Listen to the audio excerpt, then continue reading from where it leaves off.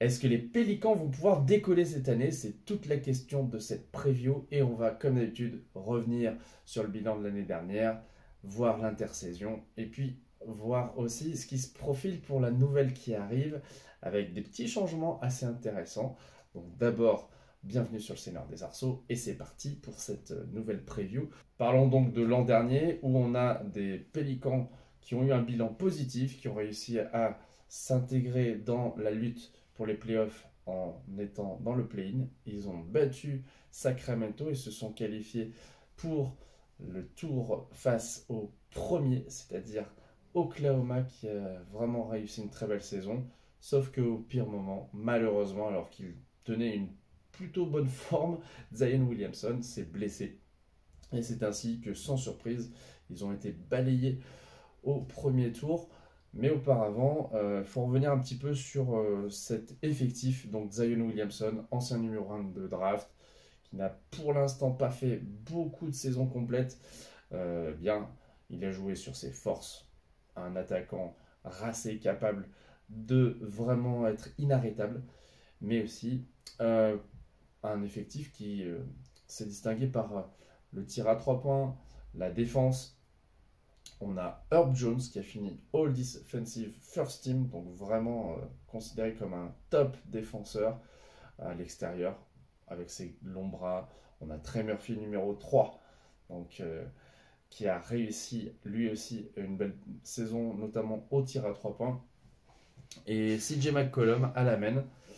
Sauf que à l'intersaison, eh bien, on a ajouté sur les postes arrière un ancien All-Star, puisqu'il a été DeJounte Murray une fois, et il a mal, on va dire, collaboré avec Trae Young à Atlanta.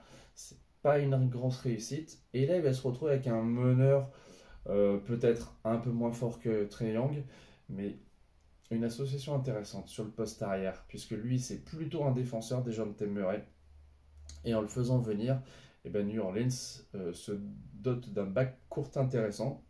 Les deux sont capables d'attaquer. Il y en a un qui va peut-être être le capitaine de la défense du côté des arrières. On a des ailiers qui sont très solides. Mais, et ça c'est un petit peu dommage, du côté de New Orleans, on a des départs aussi qui, d'après moi, n'ont pas été équilibrés.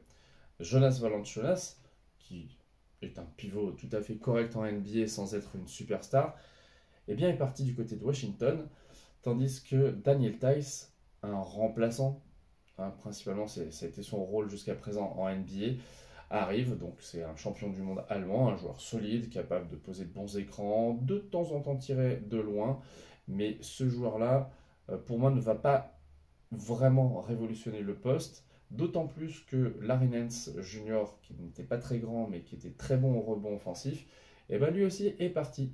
Donc, on n'a pas vraiment sur le poste de pivot un joueur capable de faire la différence, d'être vraiment impressionnant et utile. D'autant plus que Zion Williamson, dont je parlais tout à l'heure, ce n'est pas un gros pivot, en tout cas, ce n'est pas un ailier capable de gober des rebonds, pardon. Et du coup, je pense que ce point de vue-là va être assez critique. Je n'ai pas mentionné un joueur, lui aussi anciennement All-Star, Brandon Ingram, qui, depuis une ou deux saisons, pose un petit peu problème en termes de constance et aussi de santé. Même si l'an dernier, quand on demandait à notre Français Bilal Koulibaly quel joueur il avait eu du mal à affronter, ben, Brandon Ingram faisait partie de ces joueurs-là, très grands, avec des longs bras, capables de shooter extérieur, de pénétrer, voilà, d'être un très très bon attaquant. Donc c'est vrai que ce joueur-là reste une force pour cette équipe, mais il est possible qu'il ne soit pas de l'aventure tout au long de la saison. En tout cas, moi j'espère sincèrement qu'il y aura des changements sur le poste de pivot parce que bah, ça va faire un petit peu court hein, quand on affronte des Jokic, des Embiid, des Sabonis, des Anthony Davis, des Victor Wembanyama. Daniel Theis, c'est quand même un petit peu juste, non? Je sais pas, d'ailleurs, si vous connaissez bien cette équipe, si vous avez un avis, n'hésitez pas à me le donner en commentaire. On suivra donc avec attention les premiers pas du rookie Yves Missi en NBA. C'est un joueur très physique qui est capable de rendre des services, mais en l'absence d'un joueur vraiment dominant sur le poste 5, ça reste un pari et il faudra voir si ça marche. Au côté scoring, on a perdu aussi un remplaçant assez fort, Nadji Marchal, qui était un joueur utile en sortie de banc. Donc pour l'instant, je trouve que les départs n'ont pas été complètement compensés, même si l'arrivée de Dejounte Murray peut être très intéressante. L'an dernier, quand Trae Young était blessé, eh ben, on a vu que Dejounte Murray était capable de prendre feu, d'avoir les balles de la gagne et de les marquer, et puis aussi de dépasser les 40 points. Donc un joueur intéressant qui va être une menace extérieure qui s'ajoute à moi, un joueur que j'adore en sortie de banc aussi, c'est José Alvarado, que j'ai eu l'occasion de voir 2 fois au JO à Lille, le meneur portoricain capable de voler des ballons de façon tellement iconique que il va, à mon avis, avoir un rôle à jouer aussi. Et cette équipe-là, pour finir, ben, je la vois encore dans la zone du play-in. Attention quand même aux blessures, aux choix d'effectifs un peu douteux, euh, parce que la concurrence est toujours très très rude et il ne faudra vraiment pas flancher. Mais on n'est pas à l'abri d'une équipe qui joue dur en défense, qui se projette vers l'avant. Et donc le coach Willie Green a les moyens quand même de remporter pas mal de matchs encore.